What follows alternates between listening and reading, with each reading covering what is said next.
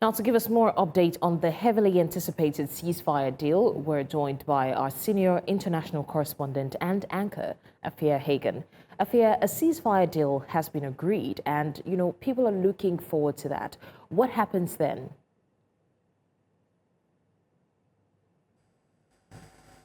In Egypt yesterday. Now the Israeli cabinet have to ratify that deal. That will take place later on this afternoon. It's almost certain that that will be approved by the Israeli cabinet, and then that deal comes into effect. And then the next 72 hours are very important. You'll expect the hostages who are dead and alive to be freed. The bodies of the dead hostages, not everybody knows where they all are. Some were being held by Hamas, some by the Palestinian Liberation Front. All different people have the bodies of the hostages. And remember that Gaza is pretty much rubble at the moment.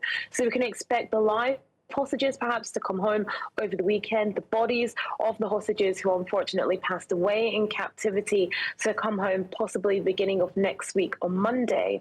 And then it's a case of the IDF pulling back to a certain place, Hamas fighters perhaps laying down their arms and leaving the Gaza Strip, although they said that wouldn't happen until there was a Palestinian state established, and of course more aid getting into Gaza as well. All these things kind of have to kick into play hours. And remember, this is only phase one of the ceasefire. So, Afua, why has Netanyahu agreed to a peace deal now? What has changed?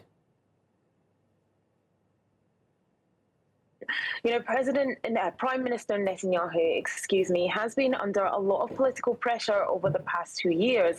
His prime objective was to completely destroy Hamas. 2 years into this war, the IDF have been saying that that is not possible. And Netanyahu has realized himself that that is not possible. Politically as well, there could be an election soon in Israel. And he wants to go into that election as the prime minister who ended the war, who brought the hostages home, who did significant damage to Hamas, killing thousands of Hamas fighters. And that will be politically very good for him going into the next election. Also, Israel's standing on the world stage has plummeted during this war because of the accusations of genocide and famine in Gaza. But also on the side of President Trump, you have the Nobel Peace Prize being announced tomorrow. And he has always maintained that he's very keen that he should receive that. In his Truth Social post, he said, "Blessed are the peacemakers." He claims that this is going to be the 8th war that he's ended since his time in office. So like I said, timing is absolutely everything. Afua Hagan, thank you for the update. And we're looking forward to this ceasefire deal because that would lead to the liberation of so many people who have been displaced and have been caught up in the war for a long time. Thanks again.